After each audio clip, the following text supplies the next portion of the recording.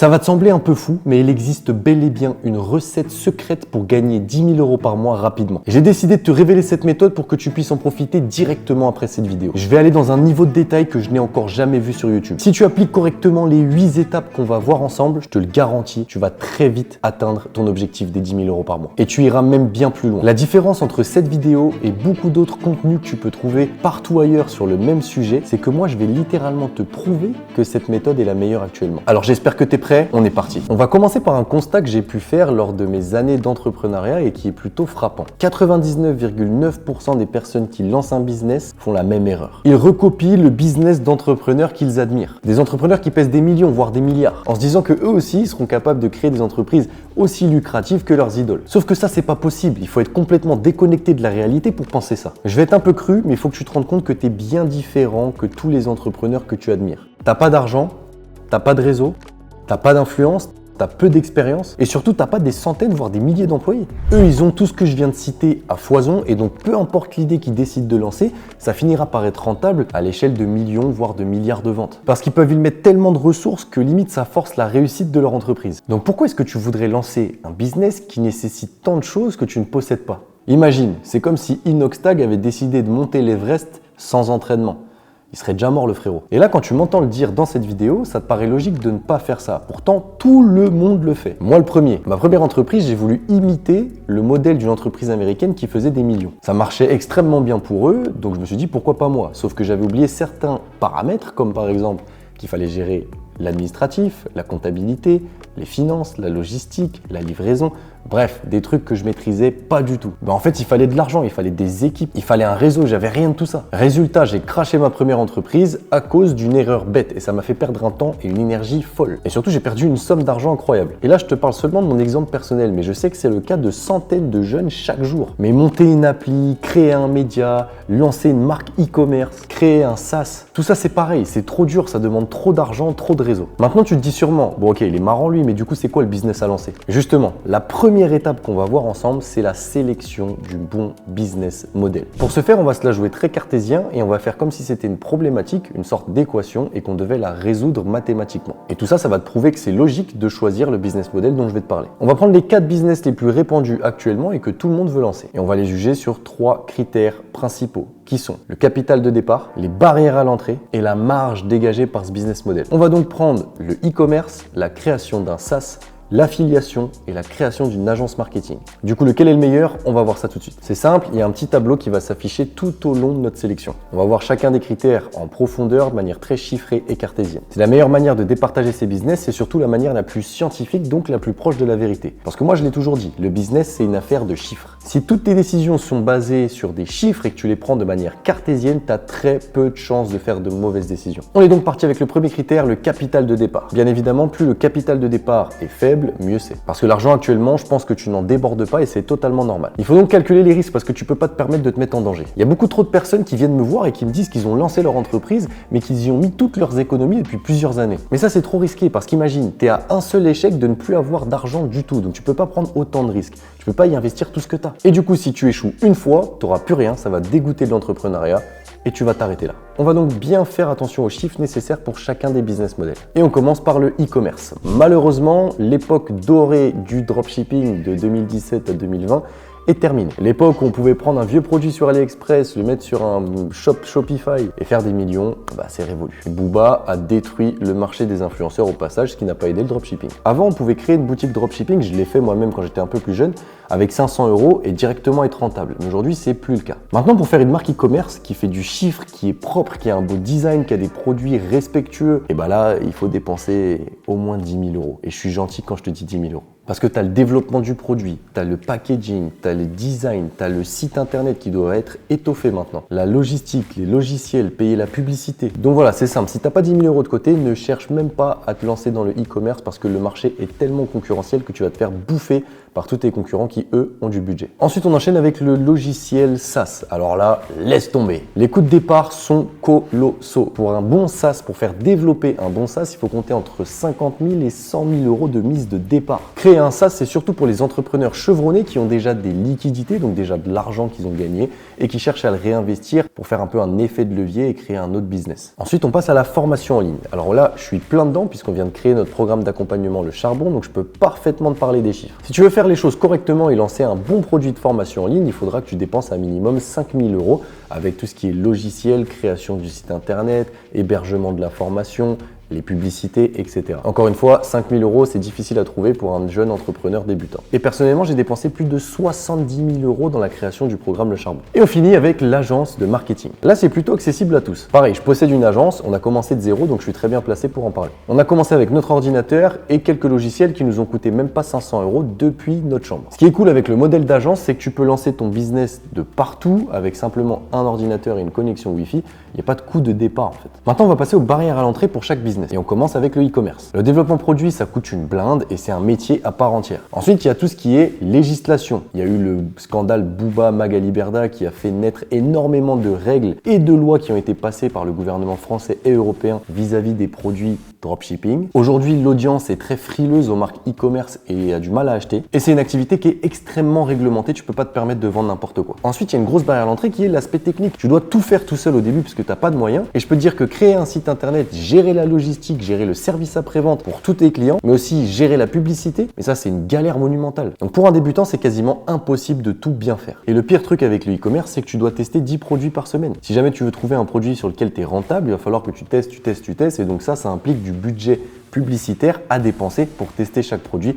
Laisse tomber, tu t'y retrouves pas. On enchaîne avec le SaaS. Alors le développement de la plateforme, donc de ton logiciel, c'est un travail qui est colossal. Soit tu es un crack en dev et tu as beaucoup de chance, soit tu dois payer un dev et là c'est une somme astronomique. Il faut savoir que pour créer un SaaS, il faut des compétences et être un peu chevronné dans l'entrepreneuriat, ça se fait pas comme ça. Parce que le SaaS c'est le business ultime, on est d'accord, mais pour le lancer c'est très compliqué. Il faut une connaissance du modèle qui soit parfaite et il faut aussi une connaissance du monde des entreprises qui soit parfaite. Et alors bien évidemment, tu as énormément de dépenses annexes pour faire connaître ton SaaS. Ensuite, la formation en ligne. Alors là, la première barrière à l'entrée, c'est qu'il faut être un expert de son sujet. Tu peux pas faire comme tous ces vendeurs de formation qui te vendent des formations pour apprendre à vendre des formations. Il faut avoir une entreprise qui a réussi dans un certain domaine avant de proposer une formation sur le même domaine. Et donc, c'est des milliers d'heures passées sur ton marché à développer ton expertise. Il faut aussi une communauté et il faut à minima 6 mois pour sortir une formation de qualité. Moi, je me suis enfermé pendant plusieurs mois dans ma chambre pour bâtir le charbon. Et bien évidemment, je pense qu'il te faut une équipe. C'est comme le e-commerce, c'est quasiment impossible de tout bien faire seul. Et pour finir, l'agence sur le critère barrière à l'entrée. Alors pour être honnête avec toi, il y a très peu de barrières à l'entrée. Moi j'ai commencé avec que dalle. Il faut un peu de compétences et beaucoup d'organisation, on va pas se mentir. Il faut un petit réseau pour débuter, mais je t'avoue que tout le monde connaît un tel qui connaît un tel au départ, donc ça le fait. Et par contre, il faut des compétences pour vendre, il faut savoir vendre. Mais franchement, j'ai commencé avec 0 €, je savais rien du tout, j'avais aucun réseau, j'étais étudiant et pourtant on a monté Horus à plus d'1 million à l'année. Donc les barrières à l'entrée, j'en ai pas vraiment trouvé. Allez, on va continuer ce tableau avec la marge de chaque business et c'est le critère qui va nous permettre de décider. Ton objectif lorsque tu lances un business, c'est de créer du cash flow positif. Donc en fait, c'est ce que tu vas rentrer en termes de flux monétaire sur ton compte versus ce que tu vas sortir. Il faut que ce cash flow soit positif. Parce qu'on va pas se mentir, ça sert à rien de rentrer 10 000 € par mois si jamais tu en dépenses 9. Donc quel business a la meilleure marge? On est parti avec le e-commerce. Les marges en e-commerce sont catastrophiques. Tu dois payer le produit, la livraison, les publicités. Honnêtement, si tu t'en sors avec 20% de marge, c'est énorme. Ensuite, le SaaS. Les meilleurs SaaS sont ultra rentables. Tu as plus de 80% de marge. Mais ça, c'est uniquement pour les meilleurs SaaS, ceux qui ont conquis leur marché et qui ont énormément d'utilisateurs payants. La marge des SaaS lors des premières années, elle est quasi nulle. Ils sont voire même en négatif en fait, en déficit on appelle ça, parce qu'ils doivent dépenser énormément d'argent pour se faire connaître, mais aussi pour développer le produit. Donc on va dire qu'ils ont une marge de 5% au début. Ensuite, la formation en ligne. Là, je vais pas te mentir, les marges sont plutôt intéressantes. Tu as des marges qui vont de 50% à 70% pour les meilleurs formateurs. Donc, on va prendre une marge moyenne de 50%, ce qui est pas mal. Et ensuite, les agences. Alors là, c'est une machine à cash. Dès le premier client, c'est 50% de marge minimum. Chez Horus, on fait à peu près 50% de marge et je connais même des grosses agences, donc des agences qui font des millions de chiffres d'affaires à l'année, qui ont des marges proches de 70 voire 80%. Et c'est pour ça en fait que le modèle d'agence, il est réputé pour être une machine à cash. Du coup, on va faire un peu le bilan et tu le vois sur ce tableau, on a un business model qui sort directement du lot. C'est le modèle d'agence. On a un capital proche de zéro, on a très peu de barrières à l'entrée et on a une marge colossale qui peut frôler les 70%. C'est le meilleur business si tu pars de zéro et que tu veux atteindre 10 000 € par mois le plus rapidement. Ça s'explique simplement. Le business d'agence, tu délivres des services à tes clients. Tu peux donc choisir les services que tu vas délivrer, choisir tes prix, choisir tes marges. Tu peux donc dégager des marges énormes dès le premier client et donc être rentable dès le premier client. Ce qui n'est pas du tout possible sur les autres business models. Et tu peux aussi facturer des milliers d'euros dès le premier client, ce qui n'est non plus pas possible sur les autres business models. Je pense qu'on est d'accord là-dessus. Maintenant, tu te demandes peut-être quel est le but d'une agence. Et bien, le but d'une agence, c'est d'amener du ROI à ses clients. ROI, c'est retour sur investissement. Tu peux lui apporter de plusieurs manières. Tu as ce qu'on appelle le ROI financier, c'est-à-dire que si le client te paye 1 euro, il aimerait que grâce à ton service, tu lui génères 2 ou 3 euros. Et tu as un autre ROI qui est un ROI non financier du coup, qui peut être de la notoriété, donc des vues, des likes, de l'engagement, des abonnés, j'en sais rien. C'est un service qui lui fait gagner de l'argent, mais pas directement. La prochaine question qui te vient peut-être en tête, c'est pourquoi lancer son agence? Alors, je t'ai déjà dit que c'était le business le plus facile pour arriver à 10 000 euros par mois, mais il faut que tu connaisses aussi ça. Le modèle d'agence, c'est une véritable machine à cash. Donc, si tu veux engranger du cash rapidement maintenant pour le début de ta carrière entrepreneuriale, c'est le meilleur modèle. C'est un business qu'on appelle vache à lait. Et c'est aussi un business sur lequel tu vas profiter de 5 à 6 ans de rentabilité maximale pendant lesquels tu vas pouvoir te remplir les poches. Alors maintenant, comment monter son agence? Parce que c'est bien marrant, tous ces serments et tout ce que je suis en train de te dire sur le modèle d'agence, mais ça serait bien que je t'explique comment faire. Et ça tombe bien, c'est le but de la vidéo. Petit disclaimer, tous les modèles d'agence ne sont pas bien. Il y en a certains qui sont bons et surtout, il y a une méthode à bien suivre. Tu ne peux pas lancer ton agence, dire que tu as une agence et faire de l'argent comme ça. Il y a des procédés à respecter et des choses à mettre en place intelligemment. Ça fait maintenant 3 ans que je gère mon agence Horus et j'ai eu la chance de rencontrer certains fondateurs d'agences les plus grosses en France. Donc tout ce que je vais te transmettre dans les 7 prochaines étapes, c'est de l'or en barre. Alors on entame l'étape numéro 2. Choisir sa niche. Ah, le fameux mot niche, c'est un mot clé dans tout ce qui est business et surtout business en ligne et surtout dans le service. La niche, c'est tout simplement le secteur d'activité d'une entreprise. Par exemple, Air France, Emirates ou encore Boeing sont dans la niche de l'aéronautique. Nike, Adidas, Puma, Reebok, ce que tu veux, sont dans la niche du sportswear. Je te mettrai un petit schéma ici pour que tu comprennes les différents niveaux de niche. Il va donc falloir que tu sélectionnes une niche, un secteur d'activité particulier pour les entreprises que tu vas aller cibler avec ton agence. Parce qu'il va falloir leur vendre tes prestations et commencer à faire du chiffre. Et ne t'inquiète pas si tu te poses la question de ce que tu vas leur vendre, on verra ça à l'étape 3. Il faut que tu comprennes que cette étape de sélection de niche, elle est cruciale. Parce qu'il n'y a pas toutes les entreprises qui ont les moyens de te payer et toi, il va falloir que tu ailles cibler des entreprises qui ont les moyens de te rémunérer sur le long terme pour que tu leur réalises leur service. Parce qu'il y a beaucoup de fondateurs d'agences qui font l'erreur d'aller dans une niche dans laquelle il n'y a pas beaucoup d'argent et qui finissent par ne jamais gagner. Mais il faut se nicher parce que les entreprises affectionnent tout particulièrement les entreprises qui sont nichées et qui ont un domaine d'expertise. En fait, ils sont au courant qu'on est des spécialistes et ça les rassure. Du coup, pourquoi est-ce qu'il faut que tu aies une niche? Alors, premièrement, tu vas pouvoir te spécialiser. Et ça, c'est un avantage concurrentiel versus les autres agences. Ensuite, si tu essayes de plaire à tout le monde, tu plairas à personne. Tu dois viser tes clients idéaux et tu vas roder toute ton agence par rapport à eux. Maintenant, tu sais qu'une niche, c'est important. Tu as peut-être des idées de niche qui te viennent en tête. Mais je vais t'expliquer comment tu vas pouvoir trouver cette idée de niche et surtout la valider. Et ça va se faire en 4 étapes simples. La première, ça va être de valider ta zone de génie. Alors, ce concept, il a été développé par le psychologue américain Gay Hendricks dans un livre qui s'appelle The Big Leap, le grand saut en français. Il y décrit 4 zones dans lesquelles tu évolues quotidiennement. Il y a une de ces zones qui nous intéresse, c'est ce qu'on appelle la zone de génie. Il y a la zone d'incompétence. C'est toutes les tâches qu'on fait au quotidien, mais sur lesquelles on n'a pas vraiment de compétences particulières. Ensuite, il y a la zone de compétence. Là, c'est les tâches qu'on fait et qu'on a la capacité de faire bien, mais qui nous procure aucun plaisir. Ensuite, la zone d'excellence. Là, on commence à toucher à certaines tâches sur lesquelles on est bien meilleur que la nette majorité des gens. Et c'est là d'ailleurs le piège, c'est qu'on peut facilement rester dans cette zone d'excellence. Et puis enfin, il y a la zone de génie. La zone de génie, ça correspond à ton unicité. Là où tu as ton plus haut niveau de talent et surtout ton plus haut niveau de potentiel. Et pour la libérer, tu vas devoir l'identifier. Moi, par exemple, ma zone de génie, ça peut être ma créativité. J'aime beaucoup créer du contenu, donc je suis quelqu'un de plutôt créatif, j'ai pas mal d'idées. Ou mon expression orale, parce que je l'ai travaillé depuis des années. Et donc aujourd'hui, je m'exprime plutôt bien à l'oral. Et il faut comprendre que ton idée d'agence, ça doit forcément découler de ta zone de génie, parce qu'il faut que tu sois le meilleur, sinon ça échoue dans tous les cas. Ça paraît évident, mais il y a 9 personnes sur 10 qui viennent me voir en me disant qu'ils ont lancé leur agence sans respecter cette règle et donc que ça n'a pas marché.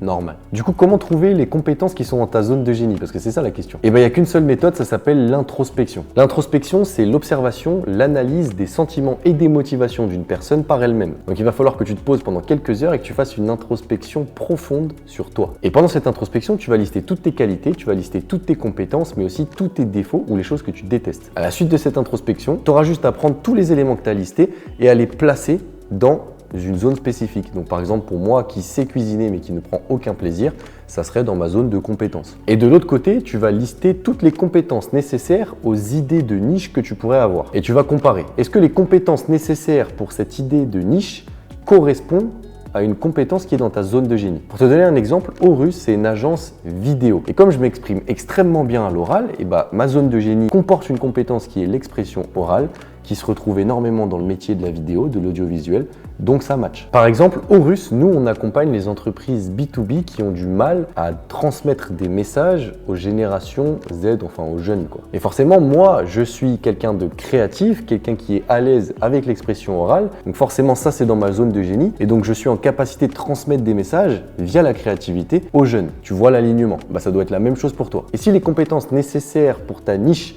correspondent aux compétences que tu as dans ta zone de génie, c'est simple, tu peux avancer avec l'idée. Sinon, tu oublies l'idée. Ensuite de ça, tu vas devoir valider ton océan bleu. En gros, en marketing, il y a l'océan bleu et l'océan rouge. L'océan bleu, c'est un marché sur lequel il y a très peu de concurrence et l'océan rouge, c'est un marché sur lequel il y a beaucoup de concurrence. Et toi, il va falloir que tu choisisses ta niche en prenant en compte le fait qu'il faut que tu sois dans un océan bleu, très peu de concurrence. Et pour ce faire, tu as simplement à aller observer ce qui se fait. Tu vas donc aller sur LinkedIn et tu vas rechercher avec les mots-clés qui correspondent à ta niche. Admettons que tu veuilles absolument travailler avec les entreprises dans le secteur d'activité de l'horlogerie, que ça corresponde avec quelque chose dans ta zone de génie. Et tu cherches certains mots-clés comme agence, horlogerie sur LinkedIn. Si tu n'en trouves pas, ça veut dire que tu es dans un océan bleu. Si tu en trouves plus de 20 ou 30, là, c'est que tu es dans un océan rouge et je te déconseille l'idée. Et si on garde notre exemple, les agents spécialisés dans le domaine de l'horlogerie, il n'y en a pas beaucoup. Mais il va falloir vérifier deux autres paramètres pour en être sûr. Il va falloir valider la demande du marché. Donc, est-ce que ce secteur d'activité a besoin d'être accompagné? Il existe plusieurs méthodes pour ce faire, mais je vais t'en citer quelques-unes. Tu peux aller chercher les agences concurrentes, donc les agences qui adressent des problématiques dans cette même niche que toi tu veux viser, et regarder leur chiffre d'affaires. Faire de l'espionnage industriel pour voir si elles ont des bons chiffres d'affaires en croissance. Si oui, c'est une bonne nouvelle. Et tu peux aussi aller regarder le volume des mots-clés qui correspondent à ta niche sur Google Trends.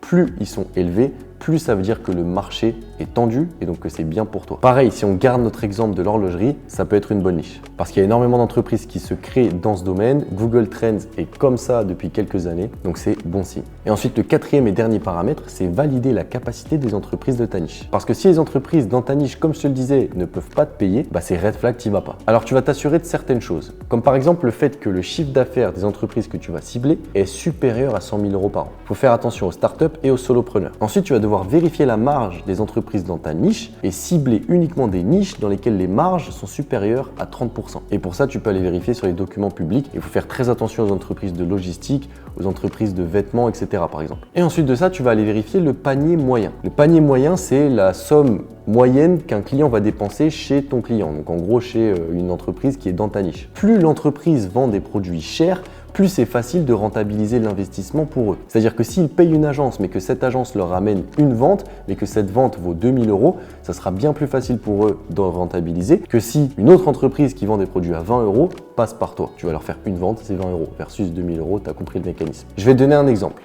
Les plateformes d'investissement financier. Lorsque tu leur apportes un client, par exemple avec ton agence, c'est un énorme ROI puisque un client chez une entreprise comme ça va rapporter énormément d'argent sur le long terme. Par contre, si tu rapportes un client à un e-commerce qui vend un produit à 10 ou 12 € et qu'il commande une fois, le ROI n'est pas top pour eux. Du coup, c'est toujours plus facile pour toi en tant qu'agence d'avoir des résultats avec des entreprises qui ont un panier moyen élevé. Et je vais terminer cette étape 2 avec une liste des niches qui pour moi ont un énorme potentiel pour 2024. Et là, sors ton carnet de notes parce que ce que je vais te révéler, c'est le fruit de 3 ans d'observation sur le marché des agences et d'énormément de discussions avec plein de fondateurs. Donc je pense que ça devrait être bon. Alors on a les fintech, les marques e-commerce qu'on peut appeler éthiques, les proptech immobiliers, donc c'est des entreprises qui par exemple font de la tokenisation immobilière, etc. Les infopreneurs, il y en a de plus en plus qui font beaucoup d'argent. Les entreprises dans l'énergie, il y a eu un énorme plan gouvernemental qui fait que les entreprises dans l'énergie sont boostées à mort. Les bijouteries et joailleries avec d'énormes paniers moyens. Les startups dans l'intelligence artificielle, alors là ça va de soi. Et enfin les entreprises dans le Web3, c'est-à-dire dans les cryptos, parce qu'en 2024, il va se passer un événement incroyable dans les cryptos, le halving, c'est la quantité de Bitcoin qui va se diminuer et je pense que après ça, le monde des cryptos va faire comme ça et qu'il y a plein d'entreprises qui vont se créer dans le Web3. Et en vérité, ça, ce sont le genre de niche qu'ont choisi les membres de notre programme d'accompagnement de Charbon et avec lesquels ils font pas mal d'argent. On passe à l'étape numéro 3, choisir ses services.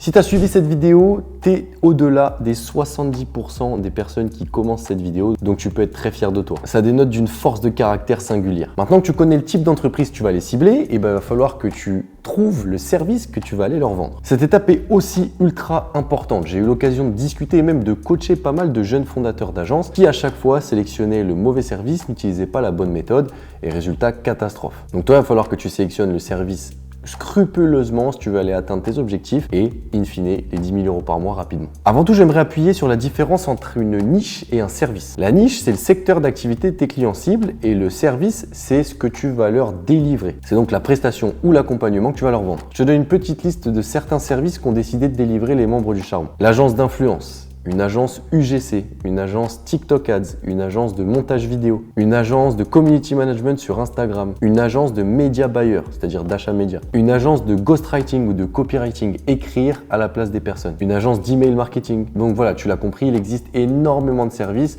que tu vas pouvoir t'approprier pour aller les vendre aux entreprises que tu as sélectionnées à l'étape numéro 2 avec ta niche. Et en vérité, il y a deux manières de délivrer un service. Tu as ce qu'on appelle de la prestation, donc là, on va te payer pour ce qu'on appelle un livrable. Donc par exemple, entreprise Y te paye 500 € pour réaliser une vidéo.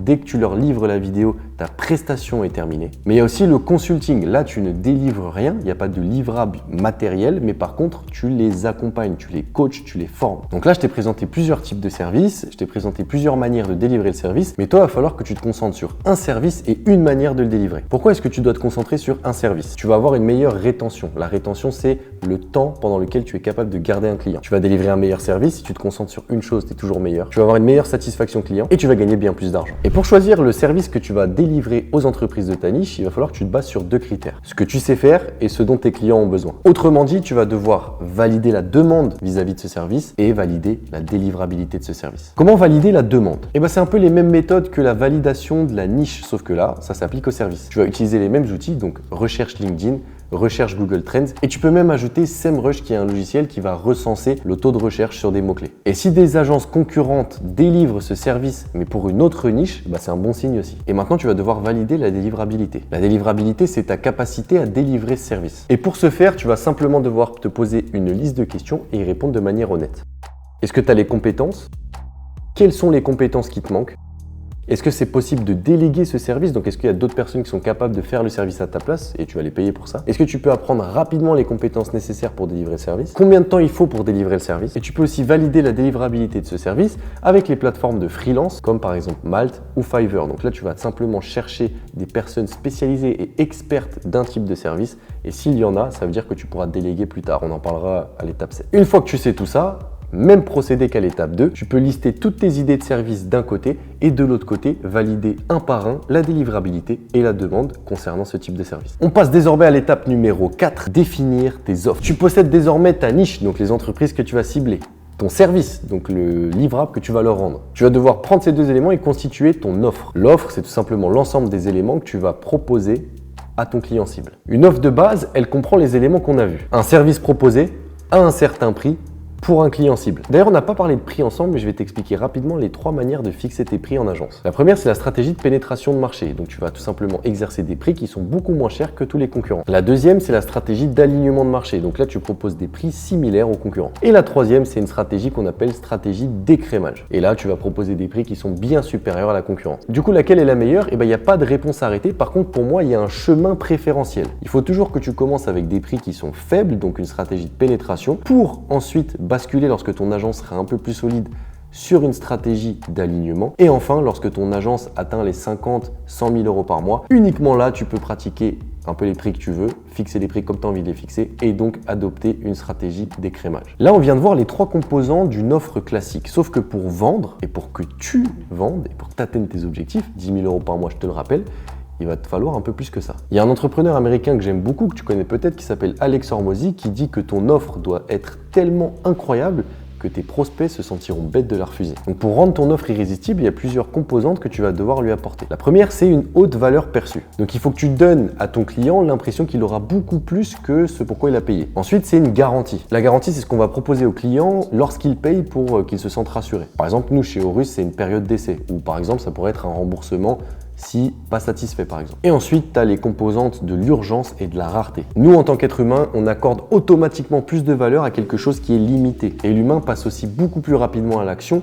lorsqu'on lui met un peu de pression, un peu d'urgence. C'est ce qu'on appelle le FOMO, Fear of Missing Out. C'est la peur de passer à côté de quelque chose. Donc tu vas devoir ajouter ces deux éléments-là dans ton offre. Je vais te mettre ici à l'écran l'offre irrésistible d'Horus pour que tu aies un repère et que tu puisses constituer la tienne. Horus vend des vidéos 9/16e performantes aux grands groupes B2B qui cherchent à redorer leur image auprès des jeunes générations en vain. Horus est la seule agence qui réalise ces vidéos grâce à des experts qui possèdent plus de 3 millions d'abonnés sur TikTok. Horus se positionne premium sur le marché avec un prix plutôt élevé. On a une garantie de période d'essai, c'est-à-dire que tu as un mois d'essai, si jamais ça va pas, le client peut sortir. Et l'urgence et la rareté, on les a tout simplement mises dans le fait qu'on est une petite équipe et qu'on ne prend pas tous les clients. Maintenant, l'étape numéro 5, trouver tes clients. Maintenant que tu as ton offre, il va falloir que tu trouves tes premiers clients pour aller leur proposer ton offre et bien évidemment vendre. Pour trouver tes clients, tu as deux solutions. Soit tu vas les chercher, soit tu les laisses venir vers toi. Dans cette étape numéro 5, on va voir comment aller les chercher. C'est ce qu'on va appeler plus communément la prospection, le fait d'aller démarcher des clients. La première chose à savoir sur la prospection, c'est qu'il va falloir aller discuter avec tes clients. Et qui dit discuter, dit prendre des refus. Je t'avoue que c'est pas des moments marrants, mais ça nous arrive à tous et moi, ça m'arrive encore malgré le succès de notre agence Horus. Je te mets un petit exemple ici. Donc la première chose à savoir, c'est qu'il faut que tu changes ton état d'esprit. Le rejet de certaines personnes est normal, il n'y a aucun entrepreneur qui met tout le monde d'accord. D'ailleurs, même les plus grands sont détestés par certains, comme par exemple Jeff Bezos ou Elon Musk. Ton offre ne va pas plaire à tout le monde et tu vas devoir faire ce qu'on appelle du ciblage pour éviter de prendre trop de refus d'ailleurs. Il va falloir que tu cibles uniquement les personnes qui sont intéressées par ton offre. La problématique avec 99% des entrepreneurs, c'est qu'ils abandonnent au moindre rejet. Sauf que chaque échec représente une opportunité de rebondir. Et de toute façon, ne t'inquiète pas, avec les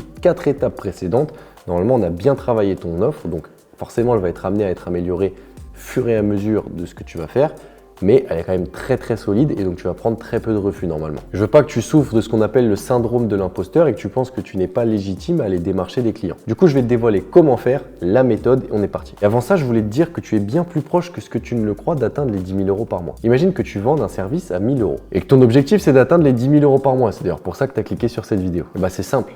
T'appelles 300 prospects, tu obtiens 30 rendez-vous. Sur ces 30 rendez-vous, 10 clients signent. Un client égale 1 000 euros, 10 clients égale 10 000 euros, t'y es. Donc en vérité, on peut dire que tu as 300 appels de prospects de 10 000 euros par mois. Bref, pour prospecter, tu as 3 canaux différents. Le cold emailing, le cold messaging sur LinkedIn et le cold calling. Ce sont les plus connus, les plus efficaces et c'est ceux qui nous ont permis d'atteindre 100 000 euros par mois avec Horus. Et ce sont ceux aussi qui nous ont permis de signer certains des plus grands groupes français et internationaux comme Amazon, Binance, Mythic, La Poste, Orange, Nexity et j'en passe. Avec les outils qu'on a actuellement, tu vas pouvoir créer ce qu'on appelle des séquences automatisées et donc tout automatiser au niveau de ta prospection. Parce que oui, il va falloir que tu fasses des séquences, donc des relances, parce que les gens répondent très rarement au premier mail ou au premier message LinkedIn. Alors voici comment tu vas procéder, ça se passe en 3 étapes. Rappelle-toi que l'objectif principal de la prospection, c'est d'obtenir un rendez-vous pour proposer ton offre. L'étape numéro 1, c'est ce qu'on va appeler le ciblage. Et là, tu vas utiliser un outil qui s'appelle Sales Navigator. Ça va te permettre de sortir des bases de données depuis LinkedIn. On va reprendre notre exemple de l'horlogerie. Admettons que tu veuilles vendre de la production vidéo aux entreprises dans le secteur d'activité de l'horlogerie. Et tu vas tout simplement demander à Sales Navigator de t'extraire toutes les directrices ou directeurs communication / marketing de marques horlogères et ça va te les sortir sous forme d'une base de données. Étape numéro 2, c'est l'extraction. Là, tu vas extraire cette base de données et tu vas la trier. Et pour ce faire, tu vas utiliser un outil qu'on appelle Phantom Buster. En gros, il va prendre ce que tu avais fait sur Sales Navigator, il va le transformer, il va le rendre propre. Et ça, c'est sous forme de fichier Excel. Ensuite, l'étape numéro 3, c'est l'envoi des séquences. Et là, tu vas utiliser un outil qui s'appelle Lemlist. C'est un outil qui est spécialisé dans l'envoi de séquences de mails de prospection. L'outil va prendre la base de données que tu auras extrait avec Phantom Buster et va envoyer une séquence de mails automatisée à tes prospects. Et donc ça va être à toi de créer cette séquence de mails, mais Lemlist te propose plein de templates qui sont hyper efficaces. Là, je vais te donner un petit bonus, c'est le script du premier mail que tu dois envoyer pour obtenir un maximum de réponses. Bonjour, prénom. J'ai remarqué que, et là t'exposes la problématique qui concerne la niche de l'entreprise de cette personne. Est-ce que c'est également le cas pour vous? Par interrogation. Si oui, je vous ai préparé une étude de cas pour vous montrer comment on peut vous aider grâce et là, t'expliques ce que tu fais avec ton service. Cliquez sur l'image ci-dessous pour en savoir plus. Là, tu vas mettre le lien d'une petite vidéo que tu auras réalisée avec le logiciel Loom dans lequel t'expliques comment tu pourrais aider cette entreprise grâce à ton service. Si vous souhaitez savoir comment nous pourrions dupliquer ce process pour votre entreprise, je vous invite à réserver un créneau dans mon agenda. Et là, tu mets bien évidemment le lien de ton agenda. Tu peux utiliser Calendly ou Google Agenda. Et là, tu signes ton prénom, CEO de l'agence, voilà le nom de ton agence. Je te mets un petit exemple de ce à quoi ça ressemble un premier mail de prospection chez nous au Russe. Sur LinkedIn, c'est exactement le même procédé, sauf que tu vas utiliser des outils différents, notamment un qui est très bien, que je te conseille, qui est Wallaxy. Et encore une fois, petit bonus, je te montre les scripts des 2 premiers messages LinkedIn que tu dois envoyer pour obtenir un maximum de réponses. Premièrement, tu dois envoyer une demande de connexion, sinon tu ne pourras pas envoyer de message. Voici le premier message. Bonjour, prénom, j'ai vu que vous étiez au poste, intitulé du poste. J'ai remarqué que, et là tu cites une problématique qui est spécifique à cette personne et sur laquelle tu sais que tu pourrais l'aider. Est-ce que je peux vous demander si c'est votre cas à vous aussi? Point d'interrogation. Ensuite, tu envoies un deuxième message pour suivre. Je vous demande ça car nous, et là t'expliques ce que tu fais comme service et les résultats que tu as déjà eu si tu en as eu. Le process est duplicable pour le nom de l'entreprise. Il serait intéressant d'en discuter rapidement. Je vous joins à mon agenda juste ici. Et là, tu mets le lien de ton agenda. Voilà pour les messages LinkedIn. Et j'aimerais te donner un petit hack aussi, c'est le fait d'envoyer un message vocal sur LinkedIn pour prospecter. Donc, si tu as un prospect que tu veux vraiment obtenir un rendez-vous avec, tu peux lui envoyer une note vocale. Tu as jusqu'à 1 minute. Et tu as 1 minute pour le convaincre. Ce qui est cool avec cette méthode, c'est que tu joues sur un biais psychologique humain qui est hyper important. C'est le fait que lorsqu'on voit un message écrit, on peut ne pas le lire, ou en tout cas le lire en diagonale, ou l'ouvrir et ne plus le rouvrir, donc ne pas répondre, parce qu'on a vu son contenu. C'est-à-dire qu'il y a certaines personnes à qui tu vas envoyer des messages écrits qui ne vont même pas voir ton message. Par contre, lorsque c'est un message audio, notre cerveau, il a absolument envie de savoir le contenu de ce message audio, et la seule manière de le savoir, c'est de cliquer et de l'écouter. Donc ce qui est intéressant avec les notes vocales sur LinkedIn, c'est que tu es sûr que toutes les personnes à qui tu vas envoyer une note vocale vont l'écouter. Et si tu es bon, tu seras capable de les convaincre et d'obtenir un rendez-vous. Et pour finir, la troisième méthode de prospection, c'est ce qu'on appelle le cold calling. C'est le fait d'appeler tes prospects au téléphone sans qu'ils soient au courant. Alors le cold calling, c'est littéralement un code de triche dans le business parce que tu peux obtenir des résultats extrêmement intéressants et très rapidement. Sauf que le cold calling, ça demande beaucoup de courage. Tu vas te prendre des bâches violents et parfois des refus un peu insolents. Mais ça fait partie de l'apprentissage et franchement, nous, on a beaucoup appris en faisant du cold calling. Mais c'est aussi le moyen d'être en relation directe, en relation humaine avec ton prospect et de connecter avec lui pour obtenir ton rendez-vous. Donc voici le script qu'on utilise chez Horus pour cold caller qui est plutôt cool. Bonjour, c'est ton nom, prénom, CEO de l'agence, ton agence. Je vous rassure, on ne se connaît pas encore, je vous appelle simplement pour vous proposer un rendez-vous. Je ne vous appelle pas pour rien, j'ai vu que vous étiez poste. Est-ce que c'est toujours le cas? Ce qu'on a observé d'intéressant, et là t'expliques une problématique commune à ta niche, est-ce que ce sont des sujets qui vous parlent aujourd'hui? On a aidé, et là tu parles d'un de tes succès ou de ce que tu fais avec ton service. Ce que je vous propose, c'est un temps d'échange de 15 à 30 minutes pendant lequel on pourra échanger sur vos challenges et une potentielle collaboration. Vous seriez disponible plutôt mardi ou mercredi, matinée, fin d'après-midi? Une fois que tu auras commencé à envoyer ces séquences avec les outils que je t'ai dit et à cold caller tes prospects, tu vas obtenir des rendez-vous. C'est là qu'il va falloir vendre et commencer à signer tes premiers clients. Et bien évidemment, commencer à empocher parce que rappelle-toi, tu es à un seul client de changer ta vie, à un appel de changer ta vie, un mail, un message sur LinkedIn. Et le business, c'est des maths. Plus tu envoies de messages, plus tu envoies de mails, plus tu appelles, plus tu as de chances d'obtenir de rendez-vous, plus tu as de rendez-vous, plus tu signes de clients, plus tu signes de clients, plus tu rentres d'argent. Il t'en suffit d'un seul pour t'offrir la vie dont tu as toujours rêvé et te faire basculer de l'autre côté, du bon côté. Et je peux te dire que si tu respectes bien les méthodes et les scripts que je viens de te transmettre dans cette étape 5, il n'y aura aucun souci. On passe à l'étape numéro 6, devenir un expert de ton domaine aux yeux de ton marché. Je t'avais dit qu'il existait 2 moyens pour trouver les clients. Soit tu vas vers eux, c'est ce qu'on a vu à l'étape 5,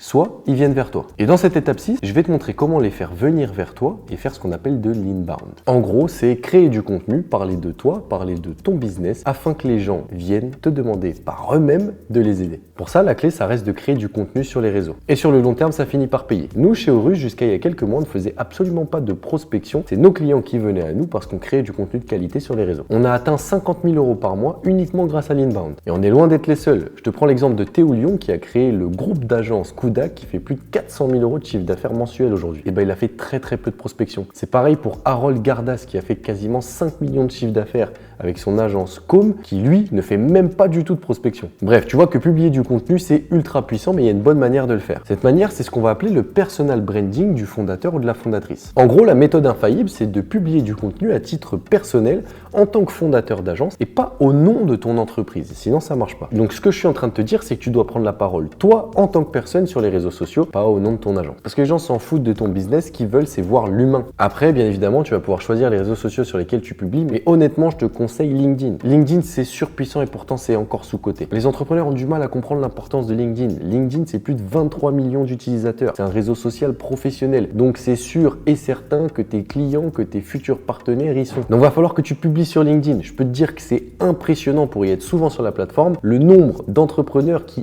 explosent littéralement juste parce qu'ils ont publié et raconté leur histoire sur LinkedIn. J'en vois tous les jours et ça a été mon cas. Et si jamais t'es pas à l'aise avec le fait de créer des posts, que tu te sens pas bon pour écrire des posts sur LinkedIn, pas de souci, j'ai une méthode pour toi grâce à notre vieil ami ChatGPT. En gros, ce que tu vas faire, c'est que tu vas prendre quelques heures de ton temps pour aller surfer sur LinkedIn et noter tous les posts de toutes les personnes qui t'inspirent, les posts que tu as trouvés sympas sur LinkedIn. Tous ces posts, tu vas les compiler dans un fichier Excel. Une fois que tu auras une centaine de posts LinkedIn que tu as trouvé cool, tu vas transmettre cette base de données à ChatGPT et tu vas lui demander de l'analyser. Et du coup, dès que tu as un sujet abordé, tu demandes à ChatGPT d'utiliser les apprentissages qu'il a fait de cette base de données que tu lui as transmis pour t'écrire ton post LinkedIn à ta place. Comme ça, tu n'auras même pas besoin d'écrire tes posts. Après, honnêtement, je te conseille de faire un peu de recherche et un peu de travail pour apprendre à écrire tes posts. Ça prend pas beaucoup de temps et c'est toujours plus impactant. Pour le rythme de post, bien évidemment, plus tu publies, mieux c'est. Mais typiquement, un rythme de 3 à 4 fois par semaine, c'est très cool. Il faut savoir que sur LinkedIn, il n'y a que 2 ou 3% des utilisateurs qui publient et que 1% des utilisateurs qui publient régulièrement. Donc, dès tes premiers posts, tu fais partie du 1% des professionnels qui vont ressortir le plus. Regarde par exemple mon profil, j'ai plus de 10 000 abonnés, ça a très bien marché pour moi et je pourrais faire encore mieux et ça a complètement changé ma vie. Et je peux te dire que toutes les semaines, il y a au moins une dizaine de personnes qui m'envoient un message privé pour me demander si on peut travailler ensemble. Et alors oui, je te l'accorde, je suis pas arrivé à ce résultat au bout de 2 mois de publication, c'est normal, ça fait à peu près 2 ans que je publie régulièrement sur LinkedIn. Donc commence maintenant et ne t'arrête pas, tu verras que c'est le plus gros cheat code du business actuellement et je pèse mes mots. Et pour aller plus loin, faut pas se limiter à LinkedIn. Les plus grands entrepreneurs, comme par exemple Alex Hormozi, je te l'ai déjà cité,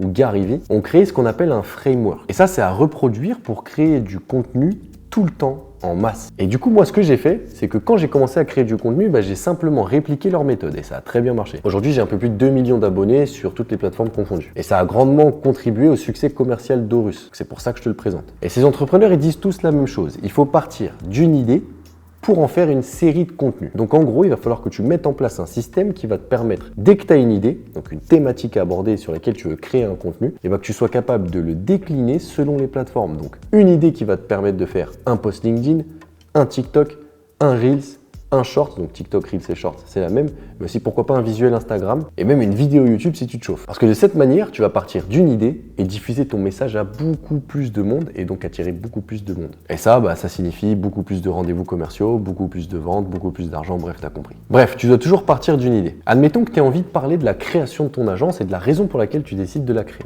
Tu sais que ChatGPT est capable de t'écrire tes posts LinkedIn maintenant, mais tu sais que quand ChatGPT va t'écrire ce post LinkedIn selon la thématique que tu as choisie, ça va pas être adapté pour faire une vidéo TikTok ou une vidéo YouTube. Donc ce que tu vas faire, c'est tout simplement demander à ChatGPT, qui est très éduqué sur le sujet, t'inquiète pas, il écrit des dizaines de milliers de posts sur tous les réseaux chaque jour, de t'écrire ce même post, mais pour TikTok par exemple. Comme ça, tu n'auras plus qu'à tourner la vidéo et à la monter. Et justement, pour ce faire, pour faire de la vidéo, t'as pas besoin d'un matos de fou, tu as juste besoin d'un iPhone et de la lumière du jour ou d'une ring light si tu en as une. J'ai commencé comme ça personnellement. Et puis pour monter rapidement, en moins de 5 minutes une vidéo, avec des outils un peu automatisé, je te conseille CapCut. Ça te permet de mettre des sous-titres automatiques et ça va hyper vite. Et ce système, si tu le mets en place sur le long terme, c'est littéralement une machine de guerre. C'est ce qui a permis à Aurus d'exploser. Donc à toi de le répliquer. Et j'ai un petit bonus pour toi à cette étape 6. Je vais te donner une liste d'intelligence artificielle que tu peux utiliser pour t'aider à créer du contenu de manière automatisée, sans trop d'efforts et sans y passer trop de temps. Moi personnellement, ces IA me permettent de gagner des heures et des heures chaque semaine. Les voici.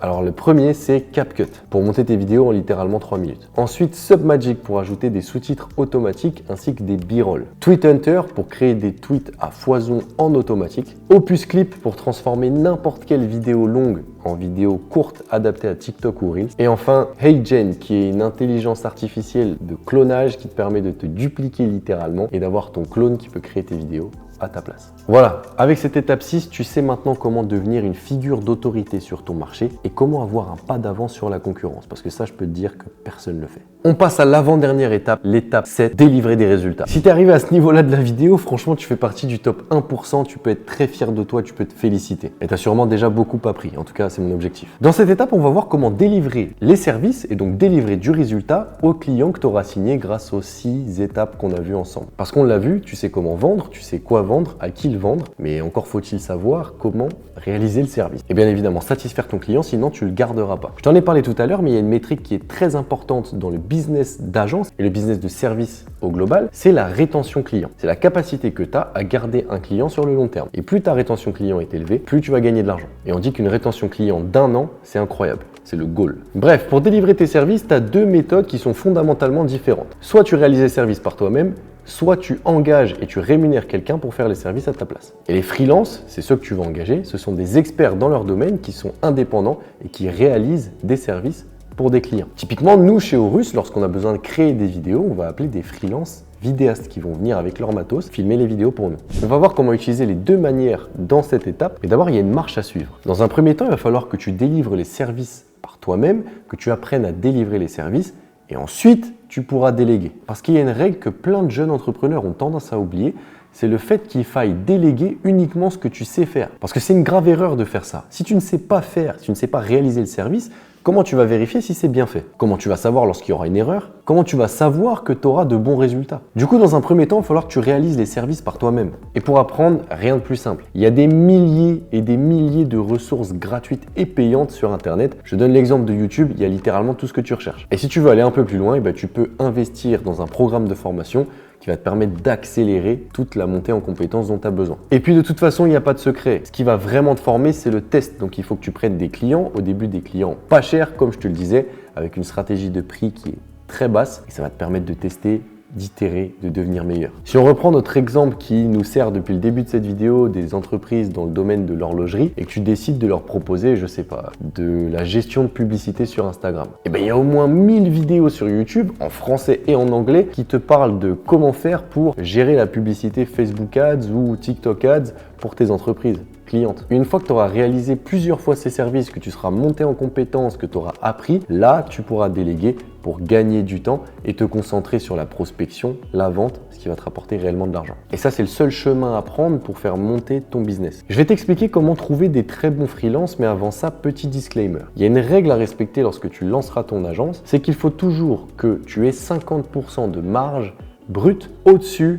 du prix du freelance. Je te donne un exemple. Le freelance te coûte 500 € pour réaliser un service. Et dis-toi que tu ne peux pas vendre ton service à moins de 1000 € à ton client parce que tu dois toujours respecter cette règle des 50%. Il y a beaucoup d'agences qui meurent à cause de ça aussi parce qu'elles n'ont pas d'assez grosse marge brute et donc sur le long terme, elles ne peuvent pas vivre. Pour trouver les bons profils, il existe plusieurs méthodes. Tu peux déjà écumer les plateformes de freelance. Je te conseille Malte et ComeUp parce que tu vas principalement trouver des profils français et c'est beaucoup mieux pour la communication. J'ai déjà entendu pas mal de conneries sur Internet qui disaient qu'il fallait embaucher des Indiens que tu vas payer au lance-pierre pour réaliser tes services et donc pour avoir une marge brute énorme et te faire plein d'argent sur leur dos. La vérité, c'est que ces Indiens-là, ils font du très bon travail, mais ils ne comprennent pas les enjeux, ils ne comprennent pas les enjeux de communication et les besoins d'un client européen. Donc c'est une très mauvaise idée. Et pour repérer les bons profils, les plateformes, elles t'ont un peu facilité la tâche puisque tu as un système de notation avec des témoignages et des avis. Et n'oublie jamais de demander ce qu'on appelle un portfolio ou des études de cas de ce que ces freelances-là ont déjà réalisé pour être assurés. Une autre méthode qui pour moi marche encore mieux, c'est LinkedIn. Tu vas utiliser la barre de recherche et tu vas taper les mots-clés dont tu as besoin. Donc si tu cherches un freelance pour te, réaliser des vidéos, tu vas taper vidéaste tout simplement. Et généralement, LinkedIn te sort les profils de personnes qui sont impliquées sur LinkedIn, qui publient. Et donc ça, c'est déjà un bon indicateur sur le sérieux et la capacité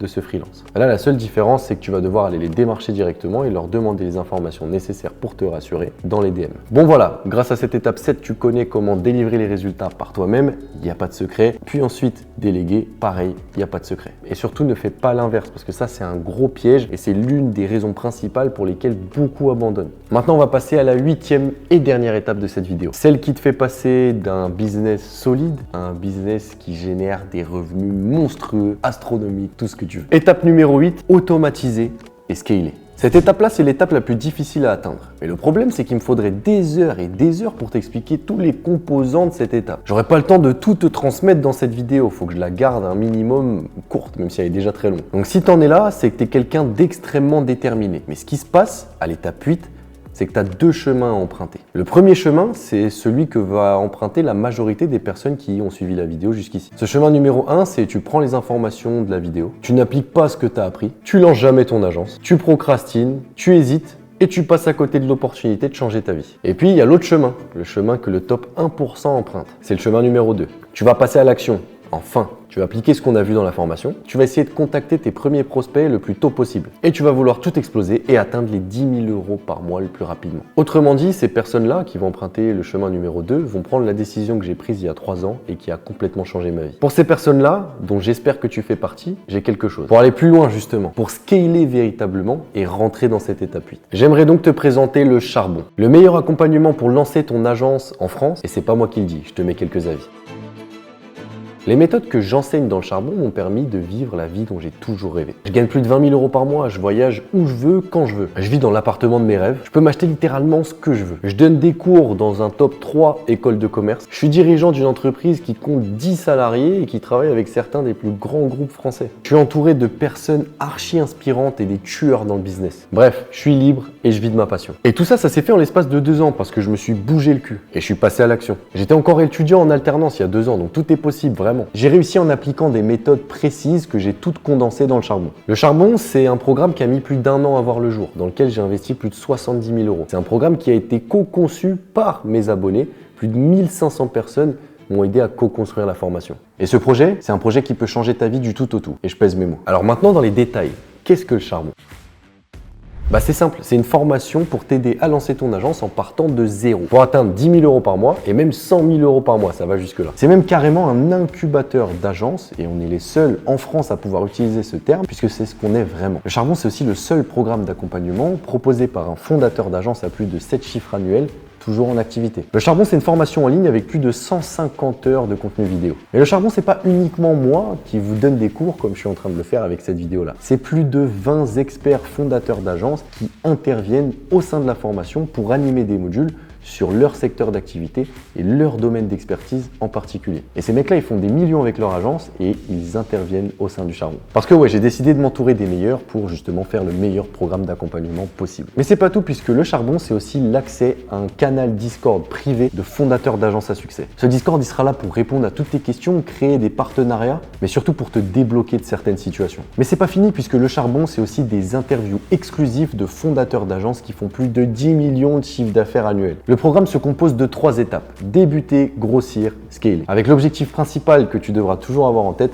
atteindre 10 000 € de chiffre d'affaires mensuel au bout de 3 mois. Tout au long de ce programme, tu seras accompagné individuellement par un coach sur WhatsApp. Donc dès que tu auras une question, un doute ou que tu seras bloqué sur quelque chose, tu pourras tout simplement l'appeler ou lui envoyer un message et il sera là pour t'aiguiller, pour te faire avancer. Regarde les résultats des membres du charbon. Abdé qui vient de signer un contrat de plus de 20 000 € quelques semaines seulement après avoir rejoint la formation. Ou encore Mehdi qui signe 3 clients par semaine juste après avoir rejoint le programme. Ou Jules qui signe son premier client quelques jours après avoir rejoint le programme. Le charbon est composé de 9 modules et c'est la formation la plus complète sur le marché. J'ai vraiment pas peur de le dire. Le module numéro 1, c'est les fondations. C'est le module dans lequel on va reset ton cerveau et on va te préparer à la performance. Le module numéro 2, lancer ton agence. C'est simple, on va construire ensemble ton business model, tes offres, tes stratégies de pricing de manière à ce que ton agence soit prête à être lancée sur le marché. Le module numéro 3, finance et juridique, dans lequel on va voir tous les aspects financiers, juridiques, légaux, comptabilité,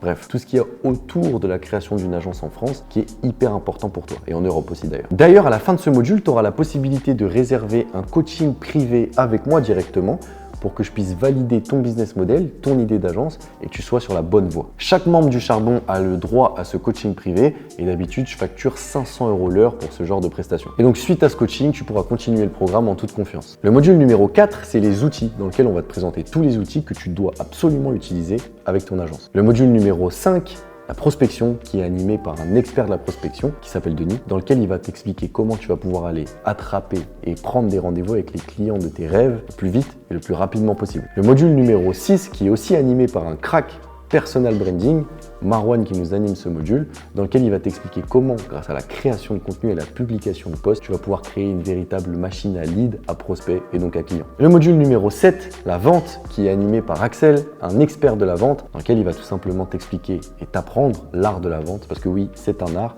surtout vendre à des entreprises avec une agence, c'est une compétence clé à avoir, c'est exactement le but de ce module. Le module numéro 8, qui est le module un peu particulier de ce programme de formation Le Charbon, délivrer des résultats, dans lequel des experts fondateurs d'agences vont intervenir pour t'expliquer leur secteur d'activité et leur expertise. Typiquement, tu as des modules sur TikTok Ads, sur Meta Ads, tu as un module UGC, un module Discord, un module montage vidéo, bref. Tout ça. Et le dernier module, le module 9, Scaler. Bah là, c'est simple. Avec tous les autres modules, tu auras normalement atteint 10 000 euros par mois de chiffre d'affaires. L'objectif de ce module, ça va être de te faire passer de 10 000 à 100 000 euros de chiffre d'affaires par mois et donc de créer une agence qui fait plus d'1 million de chiffre d'affaires par an. Avec tout ce que contient cet accompagnement, on a estimé qu'il valait plus de 6 500 euros. Et bien évidemment, on l'a pas mis à ce prix-là parce que ça aurait été difficile de se l'offrir. Et la raison même du charbon, c'est que ça reste quelque chose d'accessible pour que tout le monde puisse atteindre le succès. Mais j'ai quand même voulu que ça soit assez cher pour que ça signifie l'investissement et que tu lances vraiment ton agence. Que tu sois impliqué, que tu ne prennes pas le programme d'accompagnement comme une commodité, qu'au final tu finisses par ne rien faire. Du coup, le charbon est à 2 997 euros payable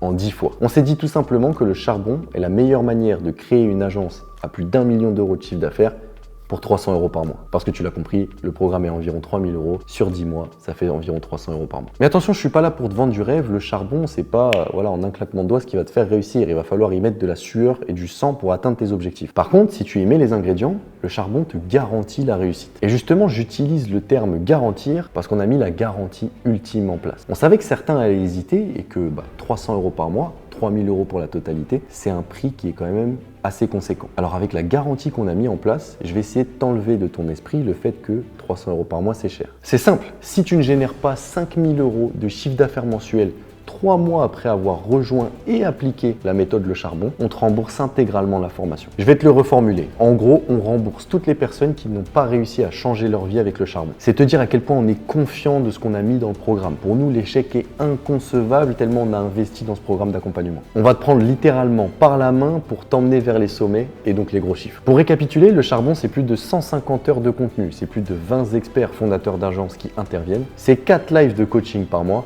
c'est des interviews exclusif de fondateurs d'agences qui font plus de 10 millions d'euros de chiffre d'affaires par an. Et c'est une garantie de résultat. Tu n'y arrives pas, on te rembourse. Mais c'est aussi beaucoup d'autres surprises. Et je peux te garantir que peu importe ton niveau d'avancement, tu y trouveras des ressources qui te feront avancer. J'espère profondément que tu nous rejoindras dans l'aventure Le Charbon. Si tu as la moindre question, tu pourras prendre rendez-vous directement avec un membre de mon équipe qui pourra répondre à toutes tes questions en visio et t'expliquer si le charbon est fait pour toi. Ça coûte rien de prendre ce rendez-vous et puis tu verras bien. Personnellement, je suis assez confiant sur le fait que ça peut changer ta vie. Ça a changé la mienne et c'est en train de changer celle de tous les membres. Merci d'avoir regardé cette vidéo jusqu'au bout. Personnellement, j'ai pris un énorme plaisir à la réaliser et j'espère que toi, en la regardant, tu l'as ressenti. Et tu peux aussi te remercier d'avoir fait ce premier pas vers la réussite. On se retrouve dans le charbon, le lien est dans la description.